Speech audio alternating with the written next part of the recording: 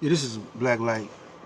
Last video, I was talking about how corrupt the music world, the entertainment world is, and I was giving you a little bit of my experience uh, when I was in the music world, trying to do my thing, and I found out that it wasn't a place for me. You know, no parts of it, not even the church. Uh, Making music in the church wasn't too good because the church, it's just like a cabaret without the drinks, a bar without the uh, pole dancers. You know, women lose control of themselves and fall all out. Same thing, but I'm looking for real upliftment and knowledge. And I thought that the music world was the place to be, but it's not.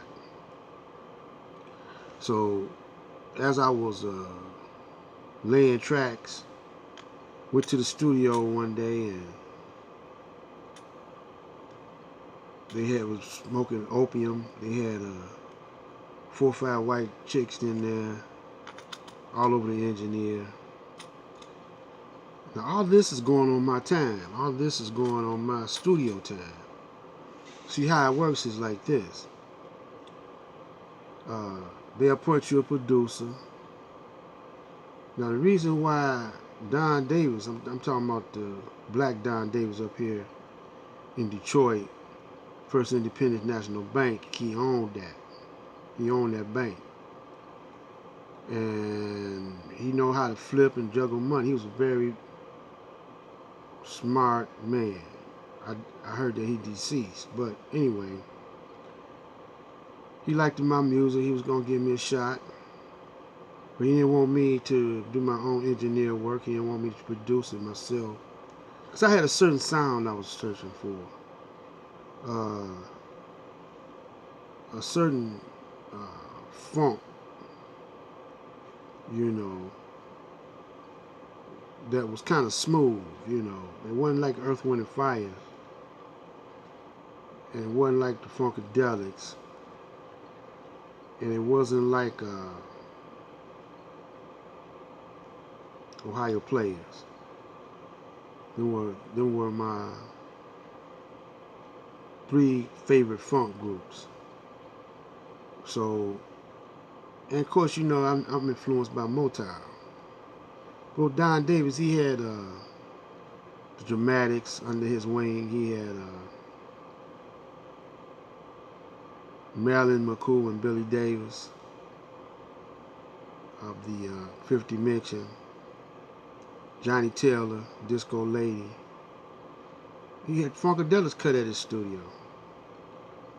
So one day I took a tape and he dug it and we started laying tracks. But he gave me this producer that was white.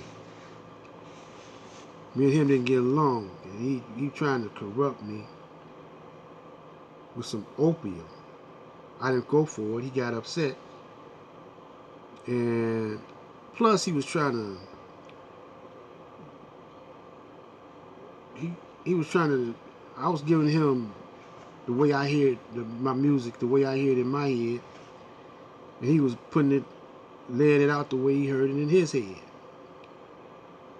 So after all is said and done, I reported all of this getting high and freaking in the studio to Don Davis. And I think he told Don Davis that it was me that had the women down there or something anyway. I think it was kind of like they wanted to see how bad I wanted to enter into the entertainment world. But you know, my school was the Nation of Islam, and my uncle, who was a captain in the Nation of Islam, and Elijah Muhammad. And so I knew that all this was being, studio time was being charged to my royalties, my future royalties. Now, when I reported what was going on, which I wasn't supposed to do, they put a halt to the production of the music. And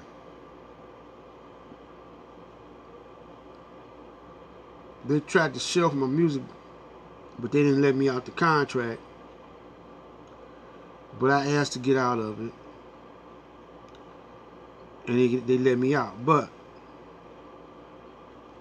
I didn't own my own masters. And after that, I started, buying my own masters, owning them. I became savvy to what was going on in the music world. And I would take my music to the radio station, which you can't do now. Everything is nationalized, but locally, they won't play your music now. Unless you go through the gatekeepers, unless you go through independent producers, which is connected some kind of way. They filters for the big music companies. This is Black Light coming back at you on the flip side.